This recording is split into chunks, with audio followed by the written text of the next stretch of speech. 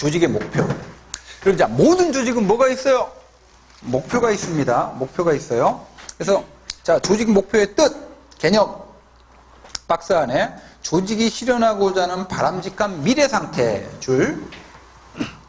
정책 목표하고 뜻이 같죠. 정책을 통해서 달성하고자 하는 바람직한 사회 상태. 자, 이 조직의 목표가 조직이 존재하는 이유가 돼요. 그래서 조직 목표의 특징에서는 자, 동그라미 1번 줄 치세요. 조직의 존재와 활동의 정당한 근거가 된다. 다시 여러분, 조직의 목표는 조직의 뭐가 돼요? 존재 이유가 돼요. 이 얘기는 여기요.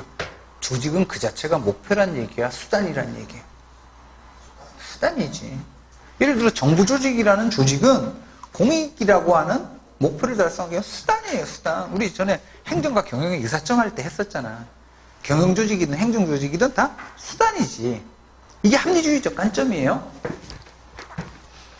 자, 그럼 그 다음에 이제 그 밑에 네모 1번에 보시면 이 조직 목표와 개인 목표의 조화라는 게 나오는데 요거는 뜻만 좀 알고 계시면 돼요. 거기에서는 어떻게 알고 계시냐면 교환 모형, 교환에다 동그라미 하시고 자, 2번하고 3번은 옆으로 묶어서 통합 모형 이렇게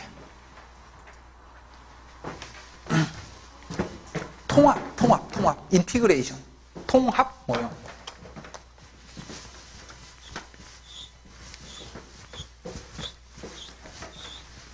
이건 시험 문제는 안 나오는데 이게 이제 계속 그 조직이론 공부할 때 표현이 나오기 때문에 이해는 하셔야 돼요. 그럼 자,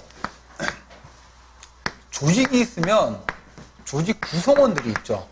구성원. 개인이죠, 개인. 개인이 있는데 근데 조직이 만들어지면 조직 자체가 추구하는 뭐가 있어요? 조직의 목표가 있고 구성원인 개인들이 갖고 있는 목표가 있겠죠? 근데 조직 관리의 핵심은 결국 뭐의 문제냐면 이 두 목표를 조화시키는 게 조직 관리의 핵심이에요. 자, 그러면 이 조화의 방법으로 먼저 교환은 뭐냐면 교환은 exchange.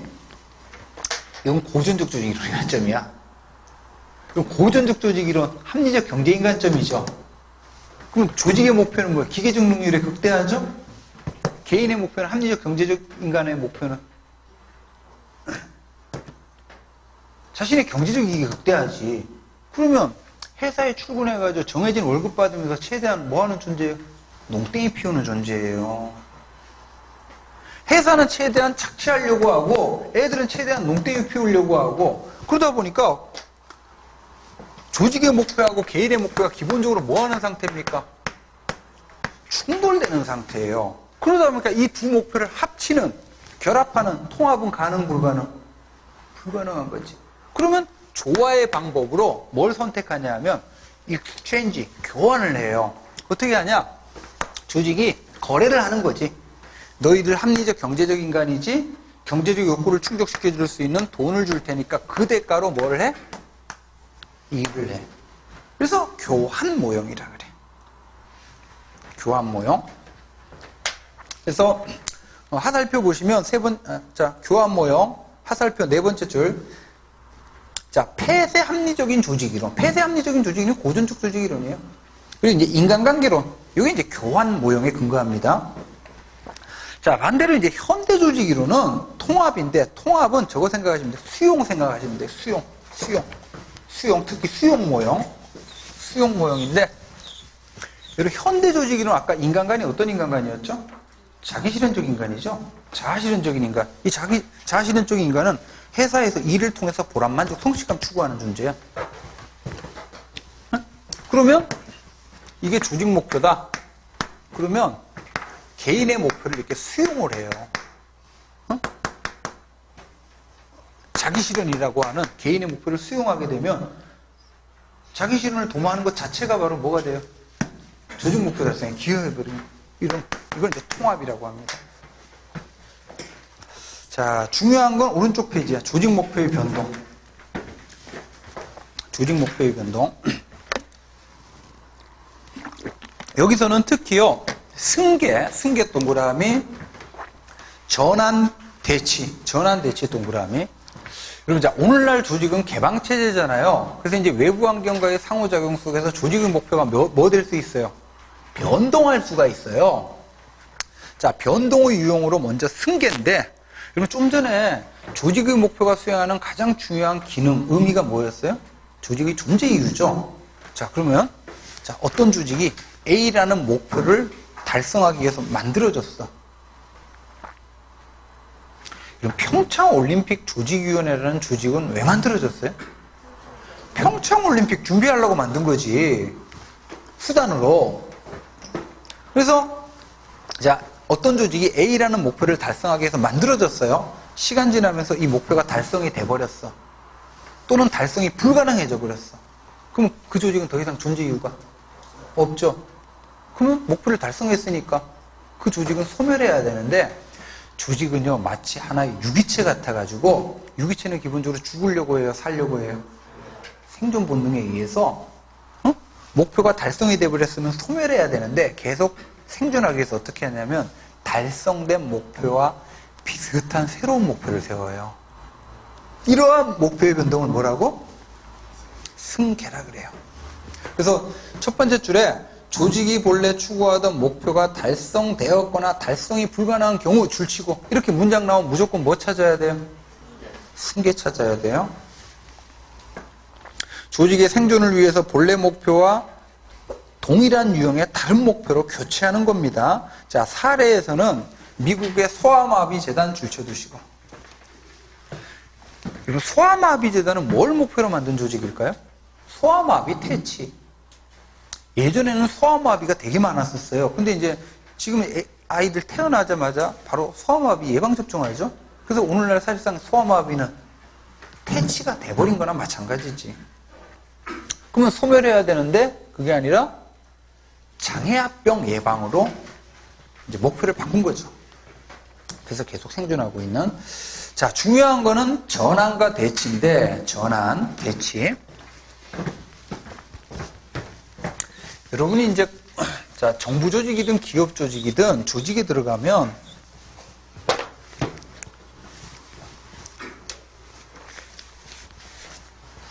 자, 업무 처리와 관련해서 규정이나 규칙이나 절차라는 게 있어요. 그럼 여러분 이 규정, 규칙, 절차 지켜야 되겠죠? 그죠? 근데 이 규정, 규칙, 절차는 이 자체가 목표는 아니에요. 얘는 일종의 수단이거든요. 자, 뭐냐? 공익이나 또는 고객 만족이라고 하는 이런 목표를 달성하기 위한 수단이야. 근데 여러분 공익이나 고객 만족이라는 목표는 저 높은 곳에 추상적으로 존재하죠. 반대로 규정, 규칙, 절차는 지금 당장 눈앞에 존재하죠. 이거 위배하게 되면 징계를 받아요. 그러다 보니까 공무원들이 업무를 수행하면서 이 수단인 규정, 규칙, 절차에 지나치게 집착하는 현상이 생겨요. 이걸 이제 뭐라고 표현하면 머튼이라는 사람이 이거를 동조과잉이라 그래요. 또는 과잉동조. 그래서 컨폼 따르다죠. 응? 컨폼. 그다음에 전치사 투구지. 그래서 컨포미티인데 동조하는데 항상 오바가 문제지. 오버 컨포머티, 동조과잉이라 그래. 이런 동조과잉 현상이 생기면 수단인 규정, 규칙, 절차 지키는 것 자체가 뭐가 돼버려요? 목표가 돼버린지. 이런 현상을 전환 또는 대치라 그래. 영어로 디스플레이스. 잘못 자리 잡는 거지. 다시 디스플레이스 하면 뭐가 되는 현상, 쉽게 말해서. 자, 그래서 개념, 동그라미 1번 개념 출치세요. 조직의 목표 추구가 왜곡되는 현상이에요. 왜곡되는 현상. 그래서 조직이 정당에 추구하는 종국적인 목표가, 최종적인 목표가 다른 목표나 수단과 뒤바뀌는 것입니다. 자, 여기서는 사례에서 꼭 기억해야 될 게 니은번, 머튼의 끝자락에 동조과잉. 거기 이제 밑에 박스에 보시면 시마, 플러스 시마, 2번에 줄치세요. 규칙 절차에 대한 집착 현상이에요. 이거를 네 글자로 동조과잉 또는 과잉동조. 하여튼 머튼 기억하셔야 돼. 관료제 병리를 지적하는 건데. 자, 이렇게 보시고 나머지는 여러분이 보시고 넘기세요. 넘기시면 3번 다음 페이지. 조직의 효과성. 자, 효과성에다 동그라미 파시고 위에다 건전성 이렇게 써주세요.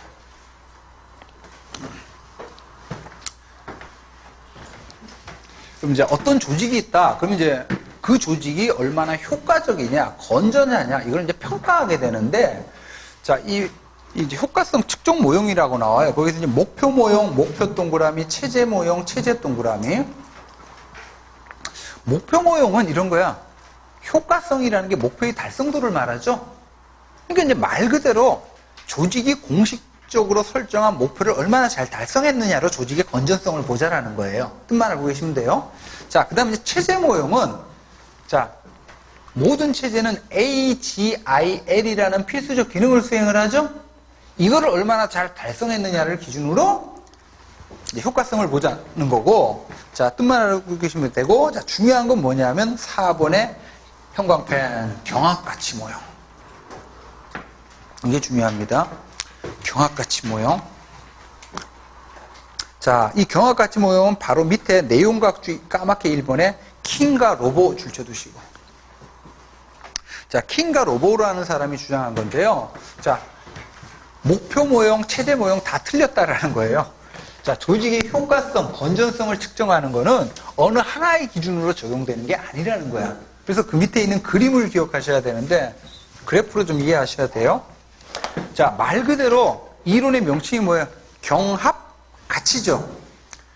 자, 그러니까 조직의 효과성을 평가하는 기준은 조직이 어떤 가치를 추구하느냐에 따라서 달라진다는 얘기거든요. 그래서 이제 조직은요, 경쟁적인 가치를 추구하는데, 자, 보세요. 그래서 가치의 차원을, 이게 되게 중요한 거예요. 두 가지 차원으로 봐요. 첫 번째, 조직이 추구하는 가치의 차원 첫 번째. 조직 전체의 발전이라는 가치가 있을 수가 있으면 반대편에 뭐가 있을 수 있어요?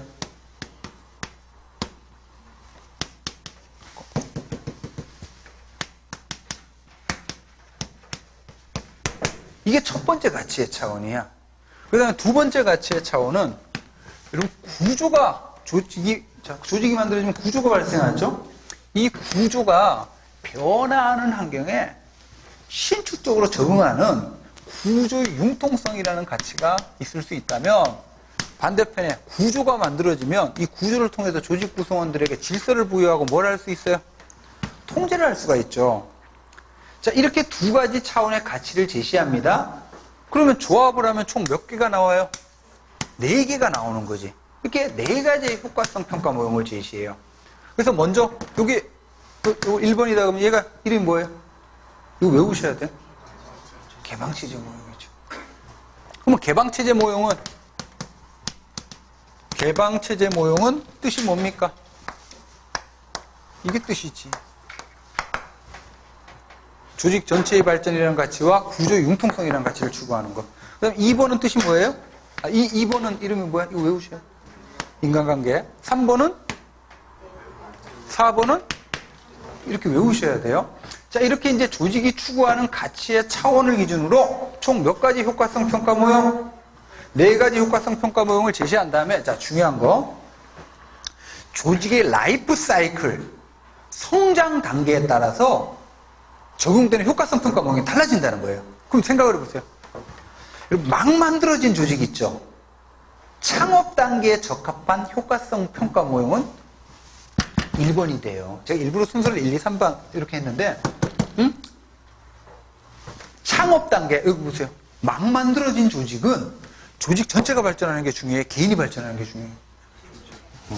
그리고 막 만들어진 조직인데 벌써 구조의 안정성을 통한 조직 구성원들 통제에만 초점을 둬. 그럼 더 이상 성장하기 싫다는 얘기죠. 성장을 하려면 뭘 갖고 있어야 돼요?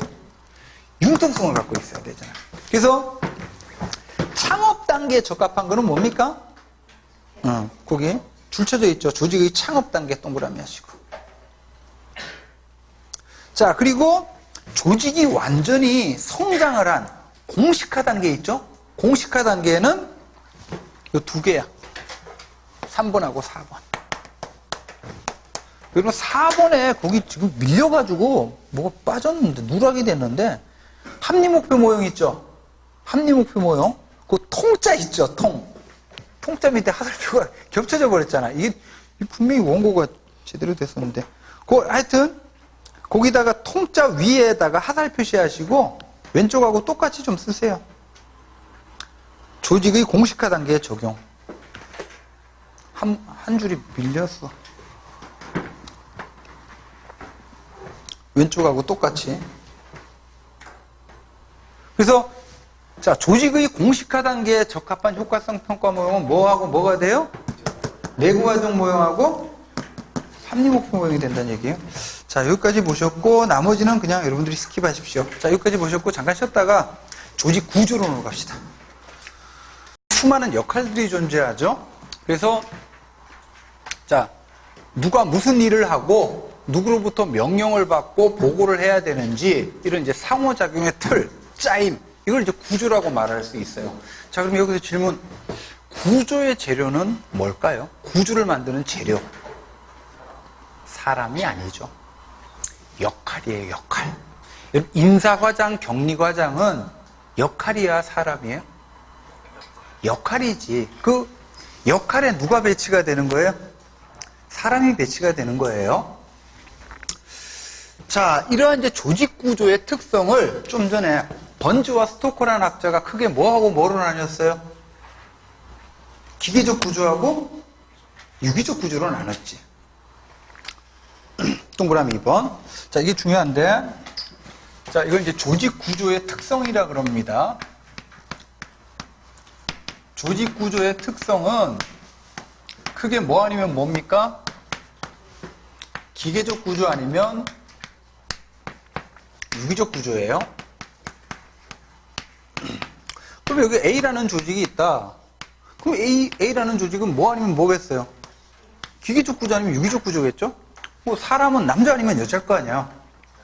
자, 그럼 이제 이 A라는 조직이 기계적 구조인지 유기적 구조인지를 판단할 수 있는 뭔가의 지표가 있어야 되겠죠? 지표. 아, 이 사람이 남자인지 여자인지를 판단할 수 있는 지표가 있어야 되잖아. 이걸 이제 조직 구조의 기본 변수라 그래요. 자, 조직 구조의 기본 변수에는 세 가지가 있습니다. 앞글자 따서 복공집.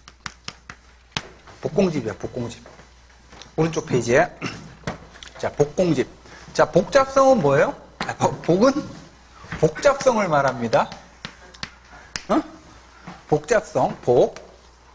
공은 공식성을 말하고, 자, 집은 집권성을 말해요.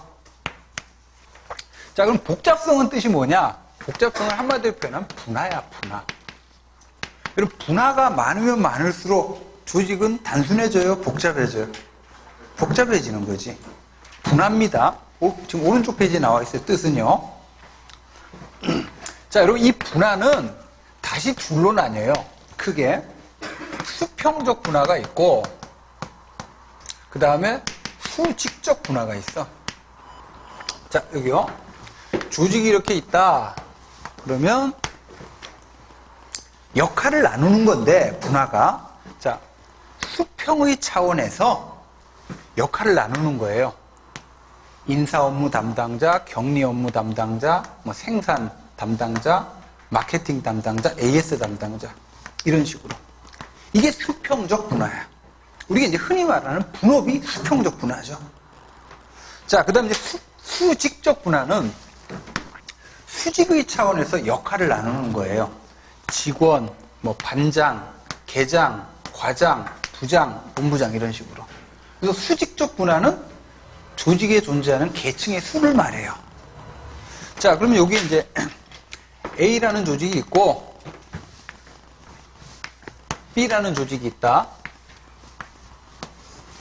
어떤 조직이 더 복잡해요? A가 더 복잡하지. A가 수직적, 수평적 분화의 정도가 훨씬 더 높죠? 자, 이게 복잡성, 컴플렉시티고. 자, 두 번째, 공식성은, 이건 뜻만 알아두시면 돼.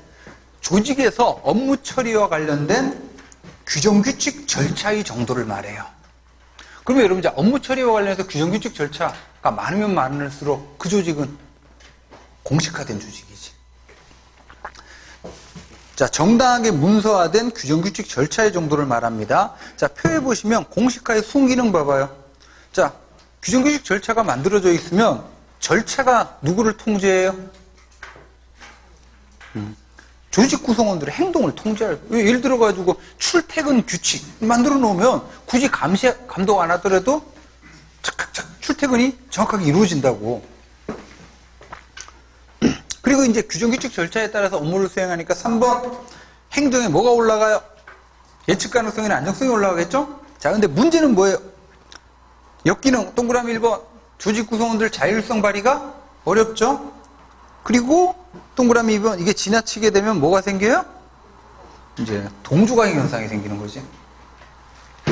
자, 이게 공식성이고, 자, 세 번째 넘기시면 집. 자, 집은요. 집권 반대말이 뭐죠? 분권. 그러니까 권력의 문제야. 권력의 문제. 조직의 주요한 의사결정권이 권력이 조직의 상층부에 이렇게 집중되어 있는 경우를 집권이라 그러고요. 반대말이 뭡니까? 분권이라 그러지. 이거 이제 조직 내에서는 집권, 분권 이렇게 표현하는데 국가에서는 중앙집권, 지방분권 같은 말입니다. 이제 지방에 관한 의사결정권이 중앙정부에 집중되어 있으면 중앙집권. 자, 각각의 지방자치단체 이양되어 있으면 지방분권. 그래서 거기 보시면 자, 이건 좀 외우셔야 돼. 집권화 촉진 요인 표에 집권화 동그라미, 분권화 촉진 요인 분권화 동그라미. 이건 좀 외우셔야 됩니다. 뭐 간단하게만 좀 몇몇 개만 보면 집권화 촉진 요인에 보면 자, 동그라미 2번 줄치돼요. 규칙과 절차의 합리성, 효과성에 대한 신뢰가 높은 경우. 자, 이 얘기는 무슨 얘기냐? 규정규칙 절차가 애들을 잘 통제해요. 그럼 규정규칙 절차가 애들을 감시 통제하니까 분권화 되겠어? 집권화 되겠어요? 집권화가 되지. 그 다음에 이제 동그라미 5번 체크하시고 조직의 역사가 짧을 경우 신설 조직. 이거 아까 이제 민츠버그 5가지 유형 가운데 단순 구조 있었죠. 단순 구조는 당연히 집권화 됐겠어요? 분권화 됐겠어요? 집권화된 거지. 그래서 역사가 짧을수록 되게 이제 집권화됩니다. 그리고 우리 한국사들 이렇게 보면 나라가 만들어지면요. 고려도 그렇고 조선도 그렇고 막 나라가 만들어지면 초기에는 약간 혼란이죠. 그죠? 막 공신들이 막 판을 치고 그러다가 고려에 광종 같은 인물이 나오죠. 고려의 광종 같은 인물이 조선의 누구예요? 태종. 그래갖고 뭘 해요? 피해 숙청을 하죠? 그 다음에 어떻게 해요? 권력을 왕으로 집중시켜요. 그 다음에 이게 쫙 공교롭게 그 다음 때 막 번창을 하죠. 그래서 광종 다음에 누구? 태정광, 경성, 성종 오잖아. 성종. 세종 오고. 자, 그 다음에 동그라미 6번 전시 등 위기 상황이 처한 경우. 아니, 그래, 북한도 보면 얼마 전까지 김정은이 어떻게 했어요? 지금 한 몇 년 동안은 김정은으로 권력을 집중시키는 게 중요했잖아. 그래서 이제 대외적인 무기도 조성하고 미사일도 쏘고 뭐 막. 자, 그 다음에 동그라미 9번 줄 치세요. 교통통신기술 발달로 효과적인 의사소통이 가능해지면 전국적으로 중앙집권이 이루어져요. 그 다음에 11번도 체크하시고 사람의 전문화나 능력 향상을 수반하지 않는 단순 분업. 우리 아까 봤던 민츠버그 기계적 관료제 있죠? 이런 경우에는 이제 집권화됩니다. 반대로 분권화 촉진 요인. 자, 동그라미 1번 기술과 환경이 급격하게 변하는 경우. 역동적 변화. 그럼 여러분, 자, 변화하는 환경에 즉각적으로 뭘 해야 돼요? 대응을 해야 되는데 집권화시키면 밑에서 보고하고 또 지시 내려오고 늦죠? 그러니까 이제 일선 관리자들에게 뭐가 부여되어 있어야 돼? 권한이 부여되어 있어야 신속한 대처를 하죠. 그 다음에 동그라미 2번 조직의 규모가 확대되는 경우 체크하시고. 조직의 규모는 이런 거예요. 조직 구성원들의 숫자 생각하시면 돼요. 자, 조직 구성원들의 숫자가 10명이야. 그때는 10명을 다 통제할 수 있죠? 집권화 되겠지. 하지만 만 명이 됐어. 최고 관리자가 만 명을 다 통제하기 어렵죠? 그럼 자연스럽게 분권화가 이루어집니다. 그 다음에 동그라미 6번. 기술 수준이 고도화되고 인적으로 전문화되는 경우. 우리 아까 봤던 민츠버그 전문적 관료제. 전문적 관료제는 종합병원이었죠? 작업계층, 의사들에게, 일선 의사들에게 뭐가 부여되어 있어야 돼? 진료에 관한 권한이 부여되어 있잖아요. 자, 이런 식으로 정리를 하시기 바래요. 자, 다시 돌아오시면 한 장 앞으로 288페이지 그림 보세요. 다시. 자, 여기요. 이제 조직 구조는 기계적 구조와 유기적 구조는 아니는데, 자, 기계적 구조인지 유기적 구조인지를 알아볼 수 있는 기본 변수 복봉집이 있죠. 자, 그러면, 자, 이게 288페이지 그림 보세요. 그림. 왼쪽에. 그러면 자, 이 세 가지 변수가 모두 높아.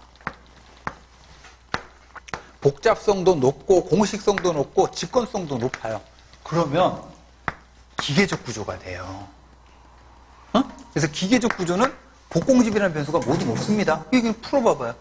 복잡성이 높다는 얘기는 최대한 잘게 수직적 수평적으로 쪼개졌다는 얘기죠. 기계의 부속품처럼.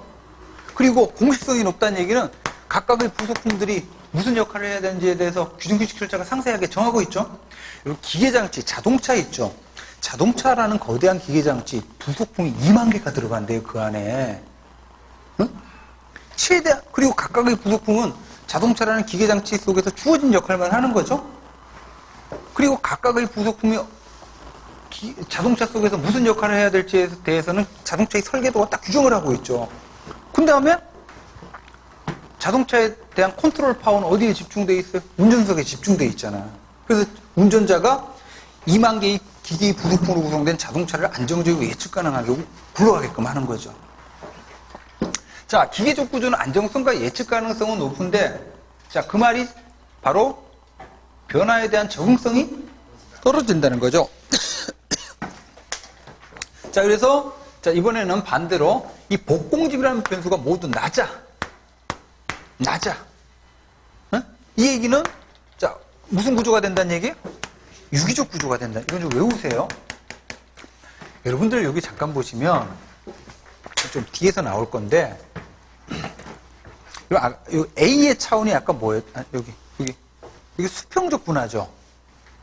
수평적 분화를 많이 하면 많이 할수록, 여기 보세요. 수평적 분화를 많이 하면 많이 할수록, 요 하살표 있죠?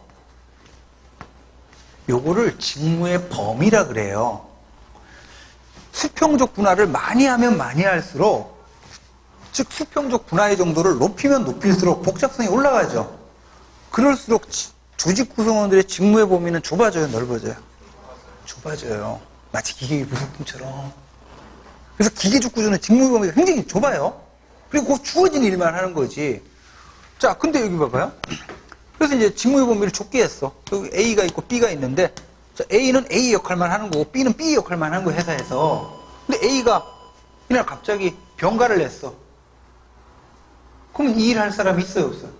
없는 거지. B는 못해요. 나눠져 있기 때문에. 다른 부속품이라고. 그러면 어떤 환경에 대한 대처 능력이 그만큼 떨어지죠. 그리고 규정규칙 절차가 상세하게 정하다 보니까 자율성도 높아야 낮아요? 낮고 권한도 없지. 그죠? 자, 반대로 유기적 구조는 어떠냐 하면 유기적 구조는 직무 범위가 복잡성이 낮으니까 직무 범위가 넓어요, 좁아요?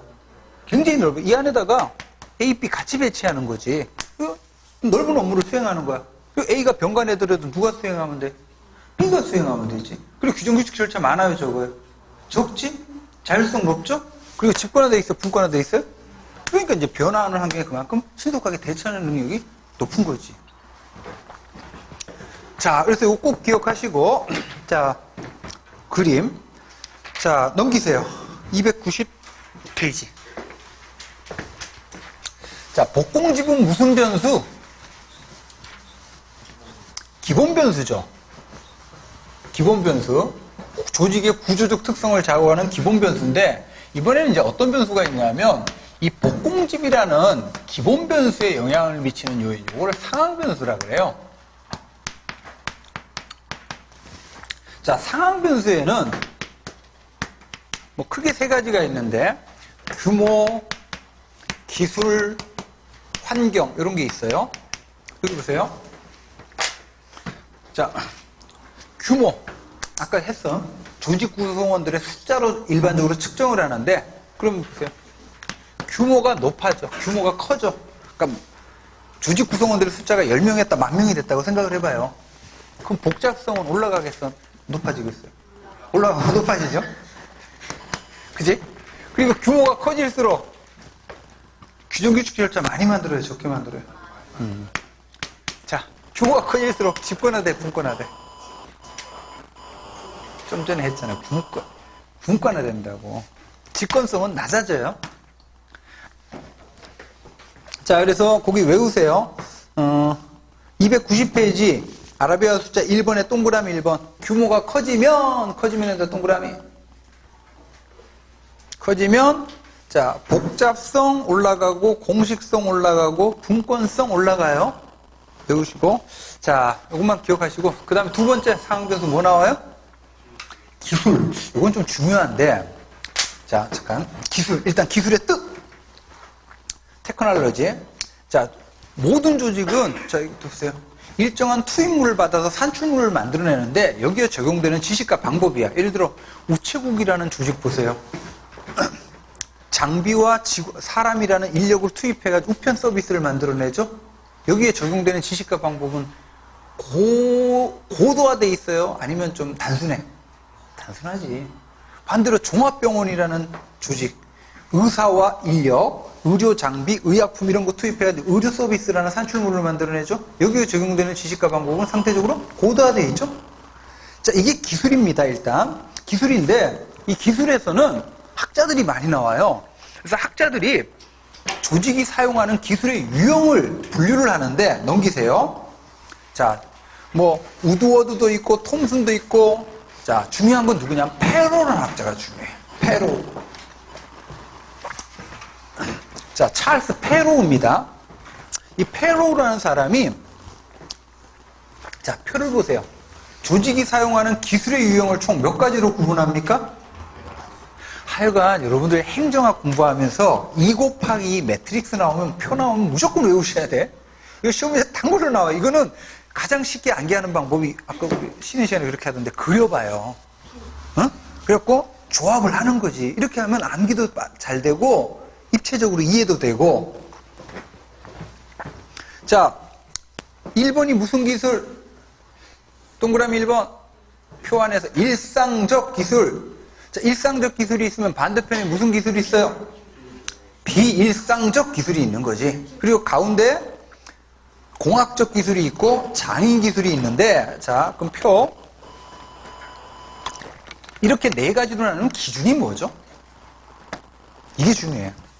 형광펜으로 과업 다양성 줄 높으냐 낮으냐. 그 다음에 문제의 분석 가능성 형광펜으로 줄 역시 높으냐 낮으냐. 자, 뜻을 알고 계셔야 됩니다. 그럼 과업 다양성의 뜻은 뭐라고 되어 있어요? 업무 과정에서 예외적인 사건이 발생하는 정도. 그럼 여러분 자, 과업 다양성이 높다는 얘기는 무슨 얘기예요? 업무를 수행하는 과정에서 예측하지 못한 사건들이 막 생긴다는 얘기죠? 자, 그 다음 문제의 분석 가능성은 뜻이 뭡니까? 표준화된 절차에 따라서 업무 수행이 가능한 정도. 자, 그럼 문제의 분석 가능성이 높다는 얘기는 사전에 표준화된 규정규칙 절차를 정할 가능성이 높다는 얘기지? 그죠? 자, 그럼 이제 2 곱하기 조합을 하면 몇 가지가 나와요? 4가지가 나오는데, 자, 그럼 먼저 일상적 기술. 1번, 일상적 기술의 뜻이 뭘까요? 오케이. 그렇게 해야지. 전에 한번 수업하는데, 이렇게 하면서, 자, 일상적 기술의 뜻이 뭘까요? 그랬더니 어떤 학생이 표준화된 제품의 대량 생산. 아, 그건 사례고, 조합을 해야죠, 표를. 그러려고 그랬구나. 자, 일상적 기술의 뜻은 뭡니까? 과업 다양성 높아요, 낮아요? 낮고, 문제의 분석 가능성 높고. 이게 일상적 기술의 뜻이라고. 자, 그 다음 이제 반대되는 하달 표시하시고, 비일상적 기술. 비일상적 기술은, 자, 뜻이 뭡니까? 과업 다양성 높고, 과업 다양성이 높다는 얘기는 예측하지 못한 사태가 막 생긴다는 얘기죠. 그 다음에 문제의 분석 가능성 낮고, 사전에 규정 규칙 절차를 획일적으로 정하기가 어렵다는 얘기죠. 그지? 자, 그러면 이제 극단적으로 크게 기술의 유형이 어떻게 나뉘었어요? 일상적 기술이 있고, 그지? 그 다음에 비일상적 기술이 있는 거지. 비일상적 기술. 크게 보면 극과 극이 일상적인 게 있고 비일상적인 게 있잖아요. 자, 그 다음에 이제 그 가운데 있는 장애인 기술하고 공학 기술은 뜻만 좀 외우셔야 되는데, 그럼 공학 기술은 좀 이해를 좀 하셔야 되는데, 공학 기술 보세요. 이거는 회계 업무, 회계사, 회계 업무 체크하세요. 사례로. 회계 업무. 여러분, 회계사가 A 회사, B 회사, C 회사, 여러 회사의 회계 업무를 처리하죠. 그죠? 그지? 각각의 회사별로 상황이 같아요, 달라요? 과업 다양성 높아나죠? 높지. 하지만 어느 회사의 회계 업무를 처리하든지 표준화된 회계 규칙이 적용되잖아요. 문제의 분석 가능성? 높죠. 자, 이번에는 장인 기술인데, 장인. 응? 장인. 우리 도자기 장인 생각하시면 돼. 도자기 장인. 그래서 거기 공예 제품이라는데, 여러분 도자기는 뭡니까? 도자기 하나하나가 장인의 혼이 깃든 예술품이죠? 그럼 생각해보세요. 도자기는 뭐만 있으면 만들 수 있어요? 물, 불, 흙만 있으면 만들 수 있잖아. 이게 갑자기 소실될 일이 있어요, 없어요? 없지. 도자기 만드는 공정에서 물이 바닥날 일이 없다고. 과업 다양성 너무 낮죠. 근데 이거를 기계적으로 규정식 절차대로 찍어내면 도자기가 아니죠. 그지? 이거 혼이 깃든 거잖아, 하나하나가. 그래서 문제의 분석 가능성? 너무 낮지. 우리가 흔히 접하는 메이드 인 차이나 도자기는 어디에 속해요? 그치. 그걸 기계적으로 찍어내는 거니까. 자, 하여간, 자, 다시. 패로, 이거 되게 중요합니다, 이 표는. 기술의 유형을 네 가지로 나눴어요. 근데 이제 네 가지로 나눴는데, 극단적으로 보면 무슨 기술하고 무슨 기술이에요? 일상적 기술하고 비일상적 기술인데, 여기 잘 보세요. 우리 조직이 사용하는 기술이 일상적 기술이더라, 이거야. 그러면 자, 우리 조직은 기계적 구조를 채택하는 게 적합할까요? 유기적 구조를 채택하는 게 적합할까요? 이게 적합해요. 그 다음에 반대로 우리 조직이 사용하는 기술이 비일상적 기술이더라. 그럼 어떤 구조를 채택하는 게 적합합니까? 유기적 구조를 채택하는 게 적합해요. 응? 자, 지금 방금 말씀드린 요거는 뭐냐면 상황이론이에요. 컨틴전시 시어리야. 지금 기술이라는 상황 변수를 줬잖아요. 독립 변수로. 일상적이냐 비일상적이냐에 따라서 효과적인 조직 구조인지 문제가 달라지고 있잖아. 요거는 무슨 이론이야? 상황이론이에요. 상황이론. 컨틴전시 시어리입니다. 응? 자, 그러면 거기 자, 표 다시 보세요. 표 다시. 페로우에서. 자, 일상적 기술일 때는 화살표 다음에 무슨 구조가 적합해? 기계적 구조. 체크. 그 다음에 반대편, 비일상적 기술은 우리 조직이 사용하는 기술이 비일상적일 때는 무슨 구조? 유기적 구조가 적합해요. 표 안에서. 자, 그러면 이게 지금 무슨 이론이라고요? 상황이론이야, 상황이론. 여러분, 자, 환경도 있었죠, 환경. 아까 번즈와 스토커가 환경을 안정된 환경하고 무슨 환경으로? 급변하는 환경으로 나눴잖아요. 그래서 우리 조직을 둘러싸고 있는 환경이라는 변수가 안정적이야. 그때는 무슨 구조? 기계적 구조. 급변해. 그때는 무슨 구조? 이것도 무슨 이론이에요? 이번에 상황 변수로 뭐를 제시한 거예요? 여러분, 이 상황이론은 독립 변수가 무슨 변수예요? 상황 변수입니다. 독립 변수가. 근데 종속 변수는 뭐예요? 구조 특성 변수예요. 기계적 구조 유지. 이 두 간의 부합성 문제가 상황이론이야. 상황이론. 자, 근데 오른쪽 페이지 하단에 있는 표를 좀 보세요. 하단에 있는 표, 이거 좀 중요한데, 지금 293페이지 하단에 있는 표의 제목은 뭐라고 돼 있어요? 상황변수와 상황변수 동그라미, 그리고 기본변수 동그라미. 지금 293페이지 하단에 있는 표는 뭐의 문제예요? 얘와 얘의 관계를 설명하고 있다고. 그래서 여러분 아까 규모는 설명했죠. 규모가 큰 경우 복잡성 커지고, 공식성 커지고, 집권성 작아지고. 근데 여러분들 상황이론은 이 표하고는 다른 얘기죠. 상황이론은 누구와 누구 간의 관계 문제예요. 상황변수와 조직구조 특성 간의 적합성 문제라고. 서로 번지수가 달라. 근데 이게 시중에 나와 있는 수험서에 진짜 많은 오류 중에 하나가, 거의 제가 볼 때 거의 한 절반 이상이 오류를 갖고 있는데, 거기 보면 환경이 불확실한 경우 보세요. 환경이 불확실한 경우. 환경 불확실성. 거기에 환경 불확실성하고 복잡성 간의 관계 뭐라고 돼 있어요, 표에? 복잡성이 커짐이라고 돼 있지. 근데 이 시중에 나와 있는 이 수험서들 보면 여기 작아짐이라고 반대로 돼 있는 경우가 되게 많거든? 자, 그러면 일단 왼쪽 페이지 다시 보세요. 292페이지 하단에 양가로 3번이 중요한데, 양가로 3번. 자, 여러분, 지금 상황변수의 대표가 환경이잖아. 그냥 여기다 합시다. 몸으로 가리나? 이쪽으로 가야 되겠다.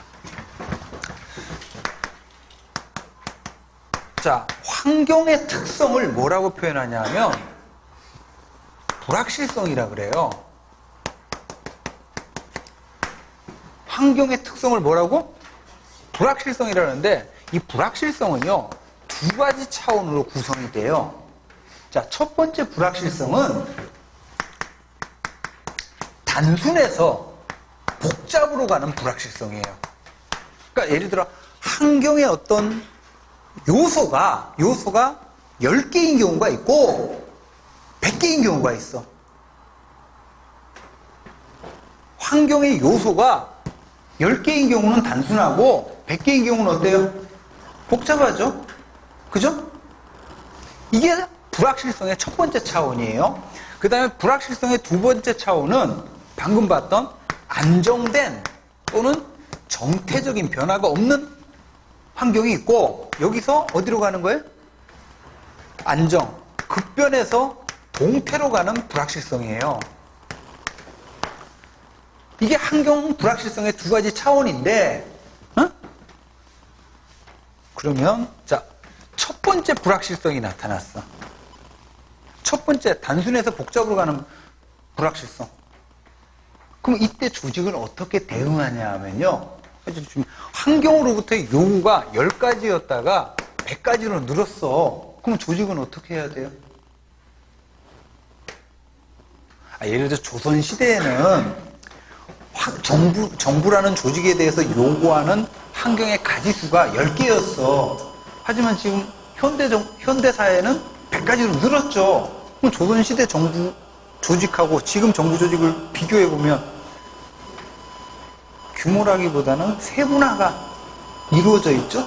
다시 첫 번째 불확실성, 환경이 단순한 환경에서 복잡한 환경으로 바뀌는 불확실성이 나타났어요. 이때는 조직이 어떻게 대응을 하냐 하면, 우리 이미 체제론에서 공부했어요.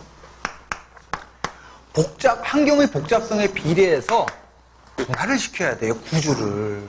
이걸 5글자로 뭐라 그랬죠? 필수다양성이라고 했잖아. 응? 환경의 복잡성에 비례해서 조직의 구조도 분할을 시켜야 된단 말이야. 자, 그 다음에 두 번째 보세요. 두 번째 불확실성이 나타났어. 이때는 조직은 어떻게 이 불확실성에 대응하냐 하면 변화를 즉각적으로 탐지해야 되죠? 그죠? 요거를 경계 관리 활동이라 그래요. 그러니까 환경과의 경계선상에 센서나 레이더 같은 걸 설치해가지고 변화를 즉각적으로 탐지하는 능력을 키워야 돼요. 오케이? 이거는 조직의 대응이야. 자, 그러면 환경 불확실성의 차원이 두 가지 차원이 있는데 조합을 좀 해볼게요. 조합을 역시 네 가지로 조합되겠지? 자, 이런 조합이 있고 이런 조합이 있을 수 있어 일단. 그러면 이 경우는 뭐예요? 단순하고 안정돼 있죠?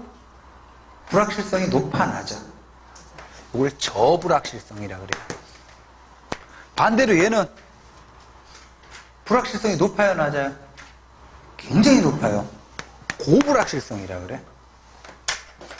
자, 그럼 어떤 조합? 자, 일단 그러면 여기 봐봐요. 저불확실성일 때는 기본적으로 어떤 구조가 적합해요? 기계적 구조가 적합하겠지. 고불확실성일 때는 당연히 유기적 구조가 적합하겠지. 자, 근데 이제 가운데가 문제인데, 자, 이런 불확실성이 있을 수가 있고, 이런 불확실성이 있을 수가 있죠? 그지? 노란색하고 빨간색인데 둘 다 중간 정도의 불확실성이거든요? 둘 다 중불확실성인데 이 둘을 비교했을 때 어떤 게 그나마 불확실성이 더 높을까요?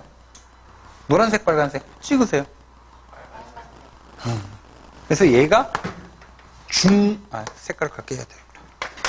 중간 정도인데 상대적으로 높다고 해서 중고 불확실성이라 그래. 또는 다소 높은 불확실성. 얘는 중저 불확실성 또는 다소 낮은 불확실성. 그러면 여기 보세요. 아까 높은 불확실성이 있죠. 이때는 당연히 무슨 구조? 유기적 구조. 중고 불확실성일 때도 기본적으로 유기적 구조. 응? 이때는 낮은 불확실성이니까 기계적 구조죠. 근데 중저 불확실성도 대체로 기계적 구조. 이렇게 묶인단 말이야. 오케이? 지금 여러 가지 하다가, 자, 그러면 요거를요, 어디다 적용을 시켜야 되냐면, 요 틀을 민츠버그 조직유형론으로 적용을 시켜야 돼요. 민츠버그 조직유형론으로. 그럼 민츠버그, 자, 다시 돌아가세요. 민츠버그로 돌아가시면, 275. 많이 했다, 오늘. 그래도. 275 표 보시면, 자, 거기서, 자, 표 다시 보세요. 상황요인 가운데 특히 환경 동그라미 하세요. 환경. 자, 여기 잠깐 봐봐요. 이거 보면서 찾아가세요. 단순 안정. 무슨 불확실성이야? 그죠? 그럼 이때 적합한 민츠버그의 유형은 뭐죠? 기계적 관료제가 적합한 거지. 기계적 구조가 기계적 관료제니까. 그래서 기계적 관료제 보면 단순 안정이라고 돼 있잖아요. 그리고 여러분 또 있어요. 여기 하나가 더가. 사업부제 있죠? 할거적 양태도 뭐라고 돼 있어요? 그래서 여러분 사업부제는 이렇게 생각하시면 돼. 기계적 구조가 여러 개 모여 있는 거. 응? 자, 그 다음에 요거는 뭐예요? 고불확실성. 복잡하고 급변이죠? 기계적 구조, 유기적 구조. 유기적 구조를 영어로 에도클라시라고 해요. 그래서 에도클라시가 뭐라고 되어 있습니까? 복잡 동태라고 되어 있잖아요. 자, 그러면 요거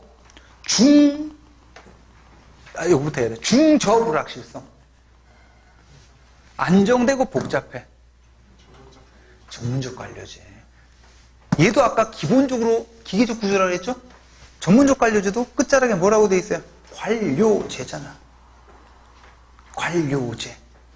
단 뭡니까? 안정돼 있는데 뭐예요? 복잡해. 환경의 요구가 10가지가 아니라 100가지란 말이야. 그러니까 전문화가 이루어져 있는 거지. 그 다음에 요거는 뭐예요? 빨간색은 단순한데 급변하죠? 이건 무슨 구조? 단순 구조. 그리고 이것도 뭡니까? 기본적으로 유기적 구조죠? 그래서 단순 구조를 뭐라고 표현하냐면 집권화된 유기적 구조라 그래요. 최고관리자로 집권화는 돼 있지만 조직 구성원들의 숫자가 10명밖에 안 돼 있기 때문에 빠리빠리 움직여요. 요거는 이렇게 관련시켜서 보시고, 자, 그럼 다시 돌아오시면 어디로 가야 되냐면 293페이지. 아까 이제 제가 문제 제기했던 건데 293페이지. 다시 지금 여러분 환경 불확실성이라는 요소를 이렇게 두 가지 차원으로 설명한 다음에 각각의 불확실성별로 저불확실성일 때는 어떤 구조가 적합해? 기계적 구조가 적합하고 고불확실성일 때는 어떤 구조가? 유기적 구조가 적합하다. 이거는 무슨 이론이에요? 이건 상황이론이야. 상황이론. 근데 293페이지 하단에 다시 표 제목은 뭐죠? 상황 변수와 기본 변수의 관계 문제인데, 자, 환경 불확실성한 경우 복잡성 보세요. 복잡성 커짐이야, 낮음이야? 커짐이죠. 커짐에다 동그라미 하시고, 다시 이 얘기는 환경 불확실한 경우라는 얘기는 환경 불확실성이 높다, 낮다? 높다는 얘기지. 그죠? 근데 이제 시중에 나와 있는 수험서의 거의 한 절반 이상은 여기 복잡성이 낮다라고 반대로 표시되어 있어요. 근데 생각해 보세요. 환경 불확실성 가운데 어떤 불확실성이 있어요? 단순해서 복잡으로 가는 불확실성이 있잖아. 그러면 거기에 맞춰서 조직은 어떻게 한다 그랬어요? 분화시킨다 그랬잖아요. 분화가 되니까 얘기는 조직 구조의 복잡성은 높아져, 낮아져? 높아지지. 이건 어떻게 보면 행정학의 기본 이론이에요. 조직 이론의 기본 내용인데, 지금 다시 환경 불확실성이 높은 경우에는 조직 구조의 복잡성은 올라가요. 필수다 양성 생각하시면 돼. 근데 이제 시중에 나와 있는 이 반대로 설명되어 있는 거, 복잡성이 거꾸로 낮아진다 그랬죠. 그럼 과연 왜 그렇게 설명을 했을까? 왜 그렇게 표시를 했을까? 제가 생각했을 때 이런 것 같아. 보세요, 여기. 이런 불확실성이 높은, 환경 불확실성이 높은 경우에는 어떤 구조가 적합해요? 유기적 구조가 적합하죠. 이거 무슨 이론이라 그랬어요? 근데 상황이론은 이렇게 하고 끝나야 돼요. 이 두 간의 적합성만 보고 끝나야 되는데, 다시 유기적 구조는 복잡성이 높아, 낮아? 낮죠? 놓쳤어요?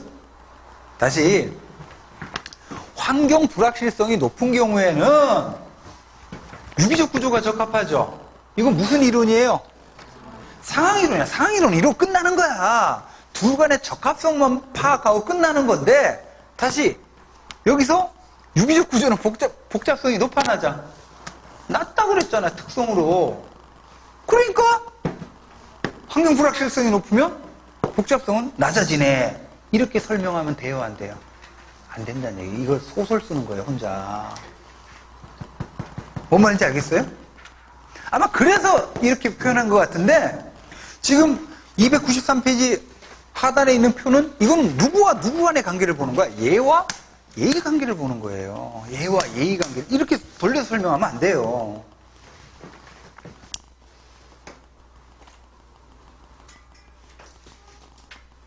오케이? 자, 이렇게 해서 보시고, 하여간 거기 잘 정리해 두세요. 자, 여기까지 보셨고, 자, 294페이지로 넘어가면 이제 테마 2 해가지고 조직 구조의 모형 이렇게 나오는데, 자, 다시 봅시다. 자, 조직 구조의 특성은 크게 뭐하고 뭐로 나뉘어? 유기적 구조로 나뉘어요. 그래서 거기 보시면 294페이지 1번. 자, 기계적 구조 이렇게 돼 있죠. 1번. 그 다음에 특징들이 쭉 나열돼 있죠. 쭉 특징들이 나열돼 있잖아. 복공집이 모두 높다로 풀면 다 풀려요. 복공집이 높으니까 엄격히 규정된 직무, 많은 규정규칙 절차, 집권, 분명한 명령체계 뭐 이렇게 나온다고. 두 번째 줄 끝자락에 기계적 구조는 내적 통제에 따른 예측 가능성의 장점이 있는 거죠. 자, 이 기계적 구조에 속하는 대표적인 모형, 배버 관료제. 체크하시고, 그리고 기능 구조가 기계적 구조에 속해요. 자, 반대로 유기적 구조. 유기적 구조 역시 특징들이 쭉 나열되어 있죠? 응? 이거는 뭐로 풀면 다 풀려요? 복공집이 모두 낫다로 풀면 다 풀려요. 자, 대신 두 번째 줄, 환경에 대한 뛰어난 적응성의 장점이 있죠? 자, 유기적 구조에 해당하는 거, 팀제, 체크, 네트워크 구조, 체크, 학습 조직, 이런 거. 자, 오른쪽에 표를 보면, 이 표는 좀 중요한 표인데, 자, 둘을 비교한 표, 두 번째 조직 특성에다가 동그라미 형광펜으로. 조직 특성. 조직 특성 꼭 기억하셔야 돼. 자, 기계적 구조, 동그라미 1번, 직무범위 넓. 좁다고 돼 있잖아요. 왜? 복잡성이 높으니까. 그 다음에 또 두 번째 특징, 표준 운영 절차 자체를 특징으로 하죠. 이 얘기는 공식성이 높다는 얘기예요. 그 다음에 자, 기계적 구조, 직무 범위는 좁고 규정규칙 절차가 상세하게 정하고 있어. 그러다 보니까 조직 내에서 니, 레일 간의 권한, 역할 분명해요. 뭐예요? 분명하지. 분명한 책임관계, 그리고 상명하복하는 계층계를 특징으로 하죠. 수직적으로 또 쪼개 있으니까. 그리고 이제 공식적이고 몰인간적인 인간관계. 자, 반대로 유기적 구조는 어때요? 직무 범위가 넓죠. 그리고 규정규칙 절차 적죠. 그러다 보니까 직무 범위 넓고 규정규칙 절차도 별로 없어요. 그러다 보니까 니, 레일, 권한, 책임관계 모호하죠. 그리고 이제 채널이, 의사소통의 채널이 수직적인 계층제만이 아니라 수평, 수직, 다양하게 분화가 이루어져 있고 비공식적이고 인간적인 대면관계를 특징으로 한다는 걸 꼭 외우셔야 돼. 대비해가지고요. 자, 그러면 자, 표 바로 밑에 있는 그림인데, 자, 조직 구조의 특성을요, 크게 기계적 구조와 유기적 구조를 이렇게 대별할 때, 자, 기계적 구조로서의 특징을 더 많이 갖느냐, 아니면 유기적 구조로서의 특징을 더 많이 갖느냐에 따른 구체적인 모형을 5가지를 제시할 거예요. 자, 이 기계적 구조의 대표가 아까 기능 구조라고 했었어요. 그 다음에 이제 두 번째 뭐가 있냐면, 사업 구조라는 게 있고, 그 다음에 기능 구조하고 사업 구조를 합한 매트릭스 구조라는 게 있고, 그 다음에 수평 구조, 그 다음에 최근에 등장하고 있는 네트워크 구조, 이런 게 있는데, 여기서 기능 구조가 대표적인 기계적 구조고, 이 수평 구조하고 네트워크 구조가 대표적인 유기적 구조예요. 그래서 순서가 어떻게? 이렇게 진행이 됩니다. 밑으로 갈수록 뭐의 특성이 강해져요? 자, 그래서 그림 바로 밑에 보시면, 십자가 하살 표시. 자, 동그라미 1번 기능 구조, 사업 구조 쭉쭉, 매트릭스 구조, 수평 구조, 네트워크 구조로 갈수록 록 다음에 끊고 뭐의 특성? 이 하살표 시험 문제 여러 번 나왔었어요. 자, 그래서 이제 여기까지 봤고 이제 우리 다음 시간에 뭘 할 거냐면 요 5가지 모형들이 있죠. 여기에 대해서 개별적으로 하나하나씩 볼 겁니다. 이거 중요합니다. 자, 식사하시고 2시부터 봅시다.